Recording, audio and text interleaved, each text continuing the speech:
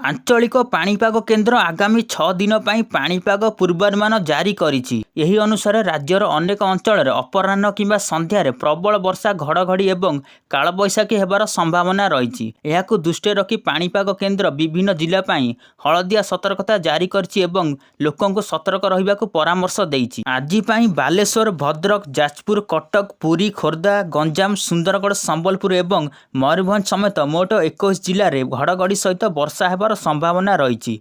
ता सहित 30 रु 40 किलोमीटर बेगर पवन सहित झड़ वर्षा हेबार संभावना रही। 14 एवं 15 जुलाई में केन्दुझर, बालेश्वर, केन्द्रापड़ा, पुरी, गजपति, बरगढ़ एवं कोरापुट समेत राज्यर अनेक अंचल में समान सतर्कता जारी करिछि। ता सहित 16 एवं 17 तारिख में झड़ वर्षा हेबार संभावना रही।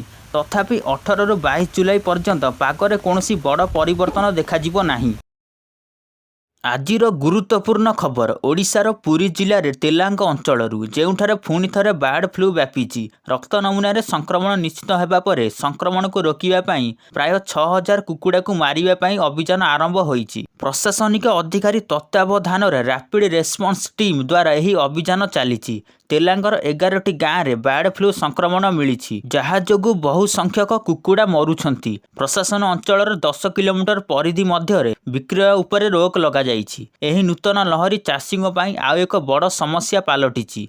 विशेषकर गत थर प्रभावित चाषी माने एपर्यंत क्षतिपूरण पाई नाहांती। आसंता वर्ष फेब्रुआरी रु मार्च मध्य भारत एवं श्रीलंका आईसीसी पुरुष T20 विश्वकप आयोजित करिवे। सबुठारु बड़ खबर हेउची इटाली प्रथम थर पई क्रिकेट विश्वकप पई योग्यता अर्जन करिछि। एहा इटालीर क्रिकेट इतिहास एक गुरुत्वपूर्ण सफलता। नेदरलैंड हेग रे अनुष्ठित योग्यता अर्जन रे इटाली एही माइल खुंट हासिल करिछि। सेमानक सहित नेदरलैंड मध्य विश्वकप पहुंचिबो। आयोजक समेत मोट 15टी दल एपर्यंत 2026 विश्वकप चूड़ांत होईछि। आफ्रिका एवं एशिया EAP योग्यता अर्जन माध्यम बाकी 5टी दल खूब शीघ्र निर्णय कराजिबो। इटाली भली नूतन दलर अंशग्रहण सहित एही विश्वकप निश्चित भाव में आहुरी आकर्षणीय हेबाकु जाउछि। ओडिशा रे ड्राइवर संघर प्रतिवाद आज 5म दिन में पहुंची, किंतु धर्मघट एवं दुर्बल होइतिबा परि मने हेउछि। अनेक ड्राइवर पुणी थे स्टीयरिंग धरी रास्ता को फेरिचंती। यह राज्यव्यापी घरोई बस सेवा को स्वाभाविक करिछि, जहाँ यात्री मानक आश्वस्ति देइछि। भुवनेश्वर, पुरी एवं कटक भली प्रमुख सहर में बस एवं स्वाभाविक भाव में चलुछि। तथापि ड्राइवर संघर एक अंश एवं भी निज दाबी रे अटल रहिछि एवं प्रतिवाद जारी रखिबाकु चेतावनी देइछि। सभापति स्टीयरिंग धरी ड्राइवर मानकु खोला धमक सहित एक वीडियो वार्ता मध्य जारी करिसंती। 8 तारिखरु धर्मघट जारी थिला। सुना एवं रूपार मूल्य वृद्धि पाइबा सहित पुणी चिंता वृद्धि पाउछि। आज रविवार जुलाई 13 आज सुनार मूल्य रे वृद्धि देखिबाकु मिलुछि। 24 कैरेट सुनार 10 ग्राम मूल्य 99,710 टंका रे पहुंचिछि, जहाँ गतकाली तुलना रे 710 टंका अधिक। सही समय रे 22 कैरेट सुनार 10 ग्राम मध्य 91,400 होईछि, जहाँ गतकाली तुलना रे 650 टंका अधिक। 18 कैरेट सुनार मूल्य मध्य 540 टंका वृद्धि पाइछि एवं यह एबे प्रति ग्राम पाई 74,790 टंका होईछि। केवल सुना नुहे, रूपा मध्य महंगा होईछि। 100 ग्राम रूपार मूल्य एबे 12,500 होईछि, जहाँ गतकाली तुलना रे 400 अधिक। एही वृद्धि सुना एवं रूपा किनिबाकु योजना करुथिबा लोकंग पाई बहुत चिंतार विषय।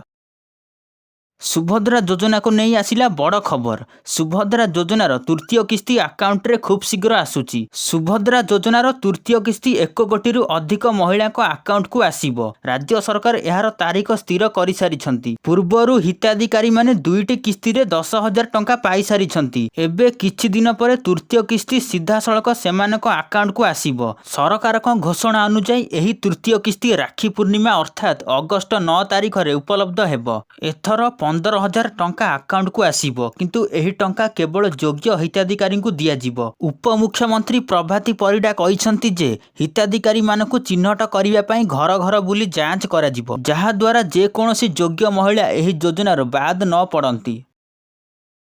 ସୁସ୍ଥ ହେବା ପରେ ବିଜେଡି ମୁଖ୍ୟ ନବୀନ ପଟ୍ଟନାୟକ ମୁମ୍ବାଇରୁ ଭୁବନେଶ୍ୱର ଫେରିଛନ୍ତି। ବିମାନ ବନ୍ଦରରେ ଦଳୀୟ କର୍ମୀମାନେ ତାଙ୍କୁ ଭବ୍ୟ ସ୍ୱାଗତ କରିଥିଲେ। ଏହାପରେ ତାଙ୍କ ବାସଭବନକୁ ଏକ ବିଶାଳ ରୋଡ୍ ଶୋ ମଧ୍ୟ କରାଯାଇଥିଲା। ମୁଖ୍ୟମନ୍ତ୍ରୀ ସର୍ଭାଇକାଲ ଆର୍ଥ୍ରାଇଟିସ୍ ଚିକିତ୍ସା ପାଇଁ ମୁମ୍ବାଇ ଯାଇଥିଲେ। ସଫଳ ଚିକିତ୍ସା ପରେ ଏବେ ସେ ସମ୍ପୂର୍ଣ୍ଣ ସୁସ୍ଥ ହୋଇ ଫେରିଛନ୍ତି, ଯାହା ତାଙ୍କ ସମର୍ଥକମାନଙ୍କୁ ଉତ୍ସାହିତ କରିଛି। ତାଙ୍କ ଅନୁପସ୍ଥିତିରେ ଦଳର ସୁଗମ କାର୍ଯ୍ୟକାରିତା ସୁନିଶ୍ଚିତ କରିବା ପାଇଁ ପଟ୍ଟନାୟକ ରାଜନୈତିକ ବ୍ୟାପାର କମିଟିକୁ ଦାୟିତ୍ୱ ଦେଇଥିଲେ। ନବୀନ ପଟ୍ଟନାୟକଙ୍କ ପ୍ରତ୍ୟାବର୍ତ୍ତନ ଦଳରେ ନୂତନ ଶକ୍ତି ଆଣିଦେଇଛି। ଜଗନ୍ନାଥ ମନ୍ଦିରର ରତ୍ନଭଣ୍ଡାରର ନବୀକରଣ କାର୍ଯ୍ୟ ସମାପ୍ତ ହୋଇଛି। ଏହି ସୂଚନା ଦେଇଛନ୍ତି ଆଇନ ମନ୍ତ୍ରୀ ପୃଥ୍ୱୀରାଜ ହରିଚନ୍ଦନ। ସେ କହିଛନ୍ତି ଯେ ଏବେ ଜନଗଣନା କାର୍ଯ୍ୟ ଆରମ୍ଭ ହେବ, ଯାହା ପାଇଁ ରିଜର୍ଭ ବ୍ୟାଙ୍କରୁ ସାହାଯ୍ୟ ଲୋଡ଼ାଯାଇଛି। ସେମାନଙ୍କ ସମ୍ପତ୍ତି ପାଇବା ମାତ୍ରେ ଗଣନା ଆରମ୍ଭ ହେବ। ଆଶା କରାଯାଉଛି ଯେ ଏହି କାର୍ଯ୍ୟ ଆସନ୍ତା 3 ମାସ ମଧ୍ୟରେ ଆରମ୍ଭ ହେବ। ଆଇନ ମନ୍ତ୍ରୀ କହିଛନ୍ତି ଯେ ଜନଗଣନା ସମୟରେ ରିଜର୍ଭ ବ୍ୟାଙ୍କର 2 ଜଣିଆ ଅଧିକାରୀ ଉପସ୍ଥିତ ରହିବେ। ଏଥିପାଇଁ ସରକାର ରାଜ୍ୟପାଳଙ୍କୁ ଏକ ଚିଠି ଲେଖିଛନ୍ତି। ସେ ଏହା ମଧ୍ୟ କହିଛନ୍ତି ଯେ ମହାପ୍ରଭୁଙ୍କ ରତ୍ନଗୁଡ଼ିକୁ ପ୍ରଥମେ ଅସ୍ଥାୟୀ କୋଷାଗାରକୁ ରତ୍ନଭଣ୍ଡାରକୁ ଅଣାଯିବ। ଭିତର ଏବଂ ବାହାର ରତ୍ନଭଣ୍ଡାର ସୁରକ୍ଷିତ ଅଛି, ସେଗୁଡ଼ିକୁ ମରାମତି କରାଯାଇଛି। ଏଏସ୍ଆଇ ମନ୍ଦିର ପ୍ରଶାସନକୁ ଚାବି ମଧ୍ୟ ହସ୍ତାନ୍ତର କରାଯାଇଛି। ପ୍ରଧାନମନ୍ତ୍ରୀ ଆଜି ରୋଜଗାର ମେଳାରେ 51,000ରୁ ଅଧିକ ଯୁବକ ଯୁବତୀଙ୍କୁ ନିଯୁକ୍ତି ପତ୍ର ବଣ୍ଟନ କରିବେ। ପ୍ରାୟ 11ଟା ସମୟରେ ସେ ଭିଡ଼ିଓ କନଫରେନ୍ସିଂ ମାଧ୍ୟମରେ ବିଭିନ୍ନ ସରକାରୀ ବିଭାଗ ଏବଂ ସଂଗଠନରେ ଏହି ନୂତନ ନିଯୁକ୍ତି ପାଇଥିବା କର୍ମଚାରୀମାନଙ୍କୁ ସମ୍ବୋଧିତ କରିବେ ଏବଂ ସେମାନଙ୍କୁ ପତ୍ର ପ୍ରଦାନ କରିବେ। ଏହା ଦେଶର 47ଟି ସ୍ଥାନରେ ଆୟୋଜିତ ହେଉଥିବା 16ତମ ରୋଜଗାର ମେଳା। ଏହି ନିଯୁକ୍ତି ମାଧ୍ୟମରେ କେନ୍ଦ୍ର ସରକାର ନିଯୁକ୍ତି ସୃଷ୍ଟିରୁ ସର୍ବାଧିକ ପ୍ରାଥମିକତା ଦେଉଛନ୍ତି। ଏହା ଯୁବପିଢ଼ିଙ୍କୁ ସଶକ୍ତ କରିବା ଏବଂ ଦେଶ ନିର୍ମାଣରେ ସେମାନଙ୍କର ଅଂଶଗ୍ରହଣ ସୁନିଶ୍ଚିତ କରିବା ପାଇଁ ପ୍ରଧାନମନ୍ତ୍ରୀଙ୍କ ପ୍ରତିବଦ୍ଧତାକୁ ପ୍ରତିଫଳିତ କରେ। ଏପର୍ଯ୍ୟନ୍ତ ରୋଜଗାର ମେଳା ମାଧ୍ୟମରେ 10 ଲକ୍ଷରୁ ଅଧିକ ନିଯୁକ୍ତି ପତ୍ର ବଣ୍ଟନ କରାଯାଇଛି। ଆଜି ନିଯୁକ୍ତ ହୋଇଥିବା କର୍ମଚାରୀମାନେ ରେଳ, ଗୃହ, ଡାକ, ସ୍ୱାସ୍ଥ୍ୟ, ଆର୍ଥିକ ସେବା ଏବଂ ଶ୍ରମ ମନ୍ତ୍ରାଳୟରୁ ଆସିବେ। ହାତୀମାନେ ଲ୍ୟାଣ୍ଡମାଇନ୍ ଯୋଗୁଁ ବିପଦରେ ଅଛନ୍ତି। ଓଡ଼ିଶା ଏବଂ ଝାଡ଼ଖଣ୍ଡ ସୀମାନ୍ତରେ ଅବସ୍ଥିତ ସରଣ୍ଡା ଜଙ୍ଗଲରୁ ଏକ ଦୁଃଖଦ ଖବର ଆସିଛି। ଲ୍ୟାଣ୍ଡମାଇନ୍ ବିସ୍ଫୋରଣରେ ଗୁରୁତର ଆହତ ହେବା ପରେ ଚିକିତ୍ସା ସମୟରେ ଏକ ମାଇ ହାତୀର ମୃତ୍ୟୁ ହୋଇଛି। ତିରିଲପୋଷି ଚେକ୍ ଡ୍ୟାମ୍ ନିକଟରେ ହାତୀଟିର ଚିକିତ୍ସା କରାଯାଉଥିଲା। ଓଡ଼ିଶା ଏବଂ ଝାଡ଼ଖଣ୍ଡର ପଶୁ ଚିକିତ୍ସକଙ୍କ ଏକ ଦଳ ତାର ଜୀବନ ବଞ୍ଚାଇବାକୁ ଚେଷ୍ଟା କରୁଥିଲେ, ହେଲେ ସଫଳ ହୋଇପାରିଲେ ନାହିଁ। ଗୋଟିଏ ସପ୍ତାହ ମଧ୍ୟରେ 2ଟି ହାତୀର ମୃତ୍ୟୁ ହୋଇଛି। ଏହା ବଡ଼ ଚିନ୍ତାର ବିଷୟ। ଜଙ୍ଗଲରେ ଆଉ 2ଟି ଆହତ ହାତୀ ଘୁରି ବୁଲୁଛନ୍ତି। ଯଦି ସେମାନଙ୍କୁ ଚିକିତ୍ସା ନ କରାଯାଏ ତେବେ ସେମାନେ ମଧ୍ୟ ଜୀବନ ହରାଇ ପାରନ୍ତି। ନକ୍ସଲବାଦୀମାନଙ୍କ ଦ୍ୱାରା ବିଛା ଯାଇଥିବା ଲ୍ୟାଣ୍ଡମାଇନ୍ ଏବେ ଏହି ମୂକ ହାତୀମାନଙ୍କ ପାଇଁ ମୃତ୍ୟୁର ଫାଶ ପାଲଟିଛି। ଭାରତ ଏବଂ ରୁଷ ମଧ୍ୟରେ ବନ୍ଧୁତା ଏବେ ଆମେରିକାର କ୍ରୋଧ ବୃଦ୍ଧି କରୁଛି। 2 ପ୍ରମୁଖ ଆମେରିକୀୟ ସେନେଟର ମିଳିତ ଭାବରେ ରୁଷ ପ୍ରତିବନ୍ଧକ ଆଇନ 2025 ନାମରେ ଏକ ନୂତନ ବିଲ୍ ଆଗତ କରିଛନ୍ତି। ଏହି ବିଲ୍ ରୁଷକୁ ତେଲ ଏବଂ ୟୁରାନିୟମ୍ କିଣୁଥିବା ଦେଶଗୁଡ଼ିକ ଉପରେ ଭାରି ଟିକସ ଲଗାଇବାକୁ ପ୍ରସ୍ତାବ ରଖିଛି। ଏହା ଭାରତ ଏବଂ ଚୀନ ଉପରେ ସବୁଠାରୁ ଅଧିକ ପ୍ରଭାବ ପକାଇବ, କାରଣ ସେମାନେ ରୁଷରୁ ସେମାନଙ୍କର ଶକ୍ତିର ଏକ ବଡ଼ ଅଂଶ ପାଆନ୍ତି। ଯଦି ଏହି ଆଇନ ଗୃହୀତ ହୁଏ ତେବେ ଆମେରିକୀୟ ଆମଦାନୀ ଉପରେ 500% ପର୍ଯ୍ୟନ୍ତ ଭାରି ଶୁଳ୍କ ଲଗାଯାଇପାରିବ। ଆମେରିକା କହିଛି ଯେ ଏହି ପଦକ୍ଷେପ ୟୁକ୍ରେନ୍ ଯୁଦ୍ଧ ପାଇଁ ରୁଷର ପାଣ୍ଠି ବନ୍ଦ କରିବା ପାଇଁ। ଏହି ବିଲ୍କୁ ଆମେରିକୀୟ ଆଇନ ପ୍ରଣେତାମାନଙ୍କଠାରୁ ବ୍ୟାପକ ସମର୍ଥନ ମିଳିଛି। ଆଜିଠାରୁ ଶ୍ରାବଣ ମାସର ପବିତ୍ର କନ୍ୱର ଯାତ୍ରା ଆରମ୍ଭ ହୋଇଛି।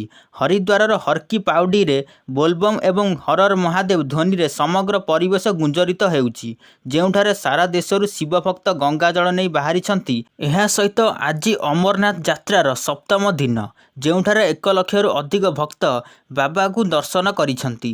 21 ଏପ୍ରିଲ ଆତଙ୍କବାଦୀ ଆକ୍ରମଣ ସତ୍ତ୍ୱେ ଭକ୍ତଙ୍କ ବିଶ୍ୱାସ ଅଟଳ ରହିଛି। ହଜାର ହଜାର ପୋଲିସ କର୍ମଚାରୀ ଉଭୟ ଯାତ୍ରାରେ କଡ଼ା ସୁରକ୍ଷା ସୁନିଶ୍ଚିତ କରୁଛନ୍ତି, ଯାହାଦ୍ୱାରା ଭକ୍ତମାନେ ଏକ ଶାନ୍ତିପୂର୍ଣ୍ଣ ଏବଂ ସୁରକ୍ଷିତ ପରିବେଶରେ ସେମାନଙ୍କର ଦେବତାଙ୍କୁ ଦର୍ଶନ କରିପାରିବେ। ପ୍ରଧାନମନ୍ତ୍ରୀ ନରେନ୍ଦ୍ର ମୋଦିଙ୍କ ବିଦେଶ ଗସ୍ତକୁ ନେଇ ଆଜିକାଲି ରାଜନୈତିକ କରିଡରରେ ବହୁତ ହଙ୍ଗାମା ଚାଲିଛି। ପଞ୍ଜାବ ମୁଖ୍ୟମନ୍ତ୍ରୀ ଭଗବନ୍ତ ମାନଙ୍କ ଏକ ବୟାନ ଏକ ନୂତନ ବିତର୍କ ଆରମ୍ଭ କରିଛି, ଯାହା ଉପରେ ଭାରତ ସରକାର ମଧ୍ୟ କଡ଼ା ଆପତ୍ତି ଉଠାଇଛନ୍ତି। ମାନ ପ୍ରଶ୍ନ ଉଠାଇଛନ୍ତି ଯେ ପ୍ରଧାନମନ୍ତ୍ରୀଙ୍କୁ ତାଙ୍କ ବିଦେଶ ନୀତି ଉପରେ ପ୍ରଶ୍ନ କରିବାର ଅଧିକାର କ'ଣ ଆମର ନାହିଁ? ସେ ପ୍ରଧାନମନ୍ତ୍ରୀ ମୋଦିଙ୍କ ବିଦେଶ ଗସ୍ତର ସରକାରଙ୍କ ପ୍ରଚାରକୁ ମଧ୍ୟ ଟାର୍ଗେଟ କରିଥିଲେ। ମାନ କହିଥିଲେ ଯେ ଯେତେବେଳେ ମୋଦିଜୀଙ୍କ 2 ଦେଶ ମଧ୍ୟରେ ଯୁଦ୍ଧ ବନ୍ଦ କରିପାରିବେ, ତେବେ ସେ କାହିଁକି ପଞ୍ଜାବ ଏବଂ ହରିୟାଣାର ସମସ୍ୟା ସମାଧାନ କରିପାରୁନାହାନ୍ତି? ସେ 2015ରେ ମୋଦିଙ୍କ ପାକିସ୍ତାନ ଗସ୍ତକୁ ମନେ ପକାଇ କହିଥିଲେ ଯେ ଯେଉଁଠାରେ ସାଧାରଣ ଲୋକ ଯାଇପାରିବେ ନାହିଁ ସେଠାରେ ପ୍ରଧାନମନ୍ତ୍ରୀ ବିରିୟାନୀ ଖାଇବାକୁ ଯାଇଥିଲେ। ଏହି ବୟାନ ପ୍ରକୃତରେ ଆଲୋଚନାର ବିଷୟ ପାଲଟିଛି। ବିହାରରେ ଆଗାମୀ ବିଧାନସଭା ନିର୍ବାଚନ ପାଇଁ ସମସ୍ତ ରାଜନୈତିକ ଦଳ ପ୍ରସ୍ତୁତ ହେଉଛନ୍ତି। ନିର୍ବାଚନ ତାରିଖ ପୂର୍ବରୁ ମଧ୍ୟ ଭୋଟରଙ୍କୁ ଆକର୍ଷିତ କରିବା ପାଇଁ ଅନେକ ବଡ଼ ଘୋଷଣା କରାଯାଉଛି। ମୁଖ୍ୟମନ୍ତ୍ରୀ ନୀତିଶ କୁମାର ମହିଳାଙ୍କ ପାଇଁ ଏକ ଗୁରୁତ୍ୱପୂର୍ଣ୍ଣ ନିଷ୍ପତ୍ତି ନେଇଛନ୍ତି। ଏବେ ଆଦିବାସୀ ମହିଳାମାନଙ୍କୁ ସରକାରୀ ଚାକିରିରେ 35% ସଂରକ୍ଷଣ ମିଳିବ। ଏହା ସହିତ ପେନ୍ସନ୍ ମଧ୍ୟ ବୃଦ୍ଧି କରାଯାଇଛି। ଆଉ ଏକ ବଡ଼ ଖବର ହେଉଛି ଯେ ଏବେ ପ୍ରତ୍ୟେକ ପରିବାରକୁ 100 ୟୁନିଟ୍ ପର୍ଯ୍ୟନ୍ତ ମାଗଣା ବିଦ୍ୟୁତ୍ ମିଳିବ, ଯାହାକୁ ଅର୍ଥ ବିଭାଗ ଅନୁମୋଦନ ମିଳିଛି। ଏହି ପଦକ୍ଷେପ ଲକ୍ଷ ଲକ୍ଷ ପରିବାରକୁ ଆଶ୍ୱସ୍ତି ପ୍ରଦାନ କରିବ, ଯଦିଓ ଏହାର ଚୂଡ଼ାନ୍ତ ରୂପ କ୍ୟାବିନେଟରେ ଅନୁମୋଦନ ପରେ ସ୍ପଷ୍ଟ ହେବ। ଏହି ସମୟରେ ଜୟପୁରରେ ହଇଜାର ଆଶଙ୍କା ଦେଖାଦେଇଛି, କାରଣ ସହରର ପରିମଳ ବ୍ୟବସ୍ଥା ସମ୍ପୂର୍ଣ୍ଣ ଭାବରେ ଭୁଶୁଡ଼ି ପଡ଼ିଛି। ସବୁଠି ଅଳିଆ ଗଦା ହୋଇଛି ଏବଂ ସ୍ୱଚ୍ଛ ପାନୀୟ ଜଳର ଏକ ବଡ଼ ଅଭାବ ରହିଛି। ରାସ୍ତାଠାରୁ ରାସ୍ତା ପର୍ଯ୍ୟନ୍ତ ସବୁଠି ଅଳିଆ ବ୍ୟାପିଛି, ଯାହା ଯୋଗୁଁ ଲୋକମାନେ ଦୁର୍ଗନ୍ଧମୟ ପରିବେଶରେ ରହିବାକୁ ବାଧ୍ୟ ହେଉଛନ୍ତି। ଡ୍ରେନ୍ରୁ ମଇଳା ପାଣି ଘରେ ପ୍ରବେଶ କରୁଛି, ଯାହା ଫଳରେ ରୋଗ ବ୍ୟାପିବାର ଭୟ ରହିଛି। ପୌର ନିଗମର ଅବହେଳା ସ୍ପଷ୍ଟ ଭାବରେ ଦେଖାଯାଉଛି, କାରଣ ଅଭିଯୋଗ ପାଇବା ସତ୍ତ୍ୱେ କୌଣସି କାର୍ଯ୍ୟାନୁଷ୍ଠାନ ଗ୍ରହଣ କରାଯାଇନାହିଁ। ଲକ୍ଷ ଲକ୍ଷ ଟଙ୍କା ଖର୍ଚ୍ଚ କରିବା ସତ୍ତ୍ୱେ ପରିସ୍ଥିତିରେ କୌଣସି ଉନ୍ନତି ହେଉନାହିଁ। ଜୟପୁର ଏବେ ହଇଜା ଭଳି ଏକ ଗମ୍ଭୀର ରୋଗର ଶିକାର ହେବାକୁ ପ୍ରସ୍ତୁତ ଅଛି ଏବଂ ପ୍ରଶାସନ ଏପର୍ଯ୍ୟନ୍ତ ବେପରୁଆ ଅଛି।